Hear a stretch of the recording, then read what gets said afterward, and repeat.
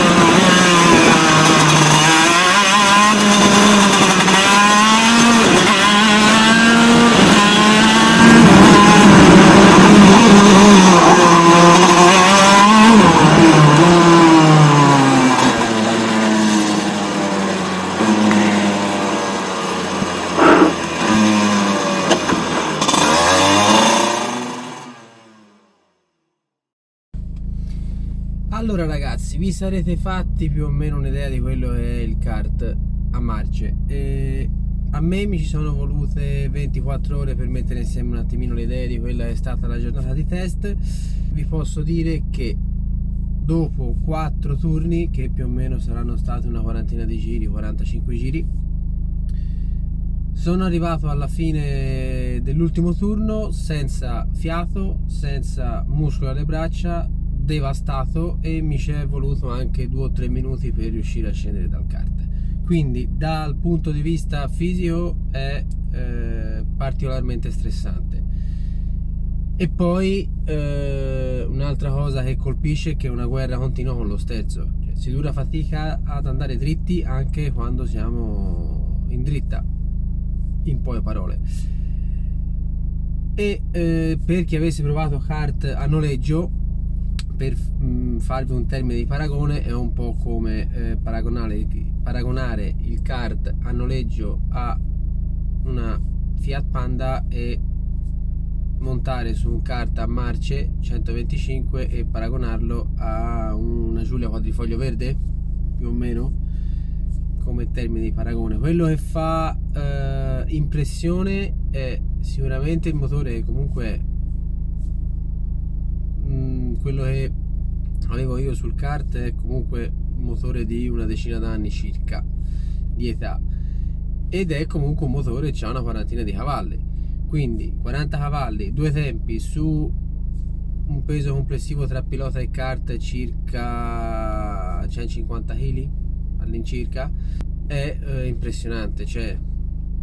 lo rende veramente impressionante. Dal video non si vede, cioè diciamo non si nota bene qual è, cioè, cosa lo rende veramente impressionante, anche perché poi la mia idea era quella di esternare nella guida quelle che erano le mie emozioni del momento, e alla fine non sono riuscito a fare quello che volevo fare, perché ero talmente concentrato che non mi potevo permettere di togliere ossigeno al cervello, perché altrimenti avrei fatto danno probabilmente. E poi perché comunque in pista, essendoci anche altri piloti che comunque andavano decisamente molto più forte di me, bisognava anche tenersi un comportamento particolarmente accorto, ecco. Detto questo, il video sarà un primo video di una serie, quindi se vi è interessato continuate a seguirci e poi avrete altri aggiornamenti. Spero di poterci rimettere le chiappe sopra il prima possibile, perché è incredibile, cioè è veramente una cosa inimmaginabile. Mi viene i brividi a parlarne adesso, ripensando a quello che è stato la mattinata di test. Io pensavo tra l'altro di montare sopra e spaccare il mondo, e poi alla fine sono stato spaccato dal kart in sostanza. E infatti l'ultimo dei 4 turni, più che io che portavo in pista il kart, era il kart che portava a giro per la pista a me, il che è una sensazione alquanto sgradevole, perché ti rendi conto che se su un mezzo da corsa non sei lucido, pronto e attento in tutte le situazioni, comincia a essere un po' pericoloso, anche perché comunque cazzo, si camminava forte, veramente forte, impressionante, cioè non ci sono altre parole. Concludo qui, spero vi siate divertiti a guardare il video, vi rimando al prossimo video, ciao!